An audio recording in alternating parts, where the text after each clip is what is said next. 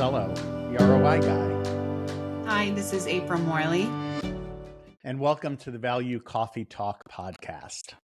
This podcast is a service of the Enterprise Value Collective, a community for business value-focused leaders and practitioners, and is sponsored by our value consultancy, Genius Drive. Our mission is to help accelerate and optimize the value articulation in each of your customer engagements and throughout the customer lifecycle.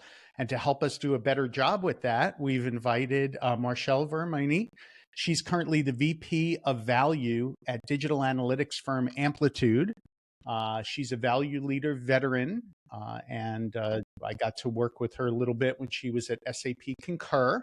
And this is our second interview with Marchelle. Marchelle, you're the first one that we've invited back for a second round, and the first since your role has been elevated at Amplitude, which we want to learn all about.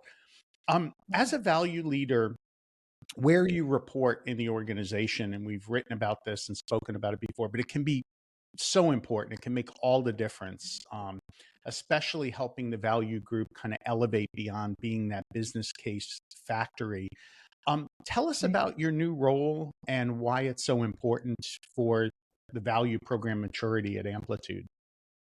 Yeah, thank you.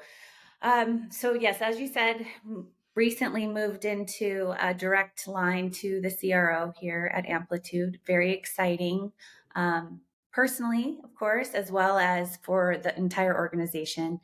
There has been a tipping point, I think we're experiencing here, where some of the earlier work in my tenure at Amplitude has been recognized, or is it's starting to formulate a full pull through of value through to what I would consider, life cycle. Mm-hmm. And so prior to the shift, I was sitting pretty much in a pre-sale capacity, and it didn't make sense any longer, given the influence cross-functionally that I had been really pushing. So the CRO, is a very forward-thinking gentleman, and he and I have had multiple conversations about the strategic, intention of this office, and so it was the right time to make a change. And the responsibility is probably a little heavier than I maybe anticipated, but I'm up for the challenge. Basically pushing value as a go-to-market strategy element into all of GTM through to even product and other parts of the business. So I'm very excited about it. It's great to have the sponsorship from him, because he also sees this connective tissue as a necessity for us to move forward. That's so great, Marchelle. Yeah, it's so great to have that sponsorship across the organization, to help, influence stakeholders, get the right people into the room. We've seen that when you are positioned in the right place in the organization, it really amplifies the impact of the program. Right. So, to fuel your program, we understand you're using content engagements from real customer success stories at Amplitude. Would love to hear more about that. Yeah. So probably about a year ago, there was an emphasis placed on clearly the development of true value realization success stories.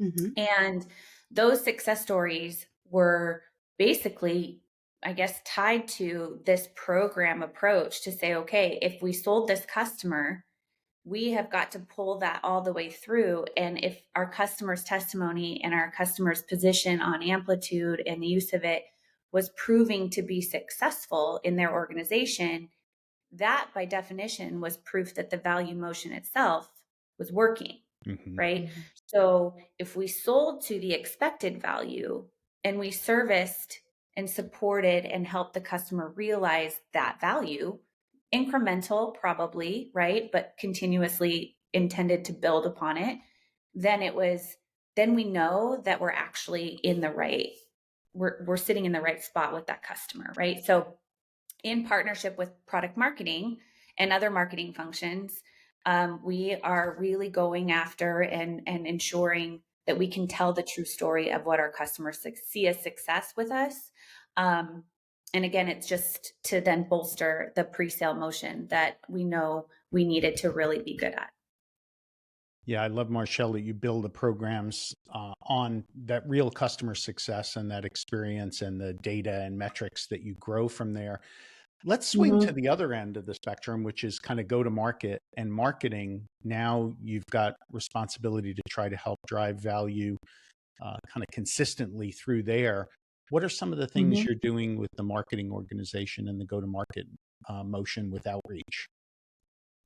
Yeah. So, given, if you think about sales process, you think about stage, early MQL, SQL, stages 0 through whatever, and into the post.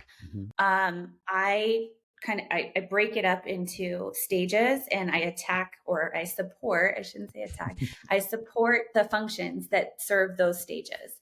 And so from a marketing standpoint or pipe gen or demand gen, perspective, my goal now is to participate earlier with those teams. So for example, I recently had a conversation with field marketing. Field marketing obviously puts together the field events. And those field events are oftentimes, I think for any of the viewers here or listeners here, field events can have one of two outcomes. One being that it's just a social gathering that the company's paying for, and it's a hefty price tag, and then maybe no result, right? Mhm. Or very few lead gen coming from it. The other option is that you actually thematically align that event and you drive an intended conversation with people that is value based on who's there in the room, the personas you've invited or the companies you've invited. So that's an example where I am now participating and helping construct the themes and drive the content and the intention of that event. Then it's not wasted dollars on potentially very minimal leads, right? Yeah. The other side, the other piece is working directly with product marketing. It's very important that product marketing, they're viewed as a conduit to go to market, right? We all Mhm. know that. And if product marketing is not able to communicate the value of whatever product has designed, then we're going to have a huge gap in go to market and sales being able to pick that message up and go put it into, bring it into their sales motions. That leads, if you don't do that right, that leads to, in platform situations, what I call bolt on sales process, where you're trying to just bolt on a new product or bolt on a new feature without it having that connection to the value of what you've already sold into the customer. So those are just two examples or two insertions, at least in the field marketing and the product marketing side of the house that I'm working right now. That's great. So we talked about the full life cycle. Have you had any success in the area of product? And then, what challenges are you facing in this cross-functional effort? Yeah.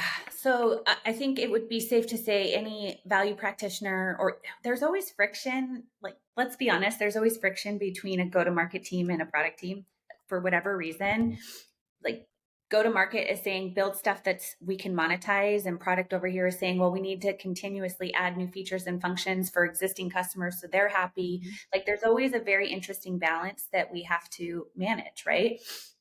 And so where I am very excited, we've recently brought in a new chief product officer, and he also has a vision for where value sits in the product. So there's a natural alignment that's shaping up. I encourage any listener here to forge a relationship with the chief product officer or anybody in the product organization, because what's going to be critical, and I guess you could quote me here, right? What will be critical in B2B SaaS is that value realization is actually present in product. It's present in workflow and daily operation of consuming the product going forward. It's going to be, that's going to be table stakes.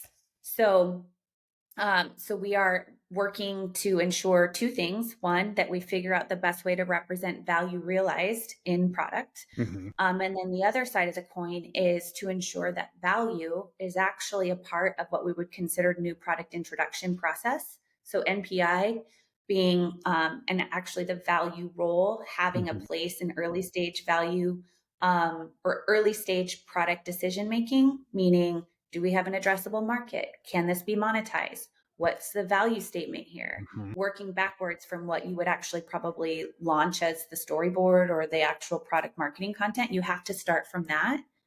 And then it's mid-range on the enablement front, or I'm sorry, mid-range on, what did we say? We're going to do early stage NPI, mid stage NPI, like validation that the value proposition can be achieved. And then also late stage, meaning that we would participate in the enablement functions of said new product. Yeah. So the goal is to show up as a partner for the product organization. It's been a challenge up to this point, but I think, like I said, value realization will be table stakes in any B2B SaaS product going forward. Yeah, Marchelle, and as you indicate, kind of having the product with the telemetry is important because it's hard sometimes for customers to understand what the value impacts are and get it to a quantified level. And if the product itself has that telemetry, it helps customer Yes. success compile that and be able to then communicate it. So spot on. Yeah. What I would also add about that is that in the pre-sale and even post, like all this information, this data collection and the metrics that matter, or the intention of the, the why behind the customer's consumption of the product, that all feeds into product. Like I recommend establishing a feedback loop, because that's going to help you establish what should be dominantly embedded into the product, for standardization of value realization. Like, you can't just throw different metrics up all the time. There's not enough resources, engineering, team members to put any old metric, or, give everybody autonomy for their metrics. Mm-hmm. There needs to be some true standardization of what we think the top value drivers are and what the top metrics are that any customer can consume that would confirm value. So, what importance do you think that the C-level or CRO focus on value has had in helping to expand the impact of value across Amplitude? What impact? Well, I mean, I said it earlier, like, to have the sponsorship, to be, I encourage anyone in this type of role to just have an open dialogue with the level, C-level, whomever, to just put it out there. Like, this is the vision that I have for your organization, or for this organization. And that's what I did. I actually had very candid dialogue with our general manager, Thomas, at one point, and I just said, this is what I'm trying to do. This is the vision. Like, I need partnership. And like, we really got motivated by how we connected on it, and then through to the new CRO coming in. He was an evangelist and he understood what we were talking about. So I guess in short, it's just like, make sure you're having that conversation and you're openly discussing how you see this permeating all facets of the organization. Mm-hmm. It's not just a pre-sale function. And I think I've said this before. This is going, it will be the way in which you sell the renewal. Meaning, you can get that contract signed, great, but what are you going to do then? And how at risk are you for potentially facing churn with that customer if you can't help them quantify and validate? And my goal is to solve that problem. I've said it before. I want to make the renewal a non-event, because that's where you actually start to see true profitability of the organization, when you're not experiencing a leaky bucket, and then things get real good. So yeah. And Marchelle, it's so important. We've reported some of the statistics that Hank Barnes has published around buyer regret. 2/3 of buyers are regretting signing the deal right away. And, yeah. a multitude of different reasons. It's not, completely a solution provider or a seller issue. A lot of it has to do with just the buying committees and the compromises that are made there. But we've got a confidence issue in the buying decision. Only 17% of deals are seen as high quality by buyers. And so you're right, you've got to think of the quality of the deal you're creating right up front and making sure that Yep. the belief in the quality of that decision goes through. And if there's one thing I think we can tie value to nowadays, it's high quality decision making and us helping the buyer make those high quality decisions. Marchelle, Yeah. And I think Doug, yeah, okay, go ahead. I was just going to say that I think that high quality decision comfort only comes when you have a true value experience that you can define for that customer. They need to know that you're going to help them see it through. I think the buyer's remorse comes from the fact that they get all excited about the potential and then they don't know what to do next. The psychology of that is probably more of where the remorse is coming in, not the price tag, not the, not the total number of people who helped evaluate and make the decision. It's probably because they're just unclear of what to do next and how to truly realize what they expect. And that's the shift in the value function that I believe, that's what I'm trying to create here at Amplitude. Awesome. Marchelle, Doug May indicated that one of the key success factors for value was not just having that C-level support, but putting together a comprehensive charter.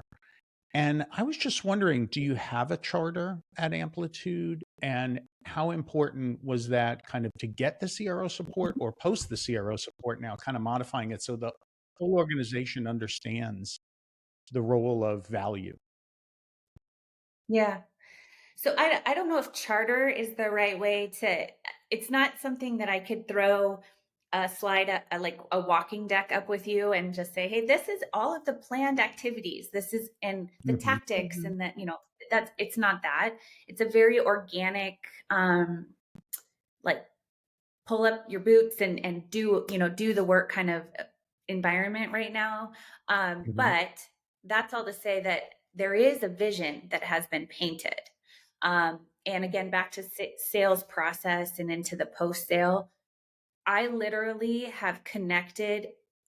I have a way to explain the connection of every role across sales or across the full life cycle with a customer.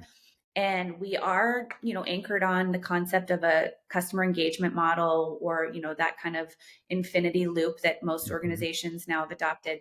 But it's very much a intended, this is what happens at stage 2, stage 3, stage 4, and it shows the connection to all of the functions in the business.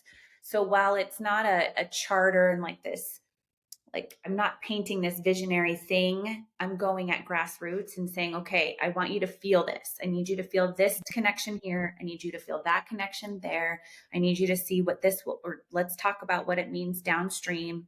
So I'm constantly having grassroots conversations with it, knowing that at the end of the day, we're going to get to where it's all connected. So hope that answers the question, but charter is a big word. And I just am living and I'm just hanging out with all of the functions to help them see the connection across the business.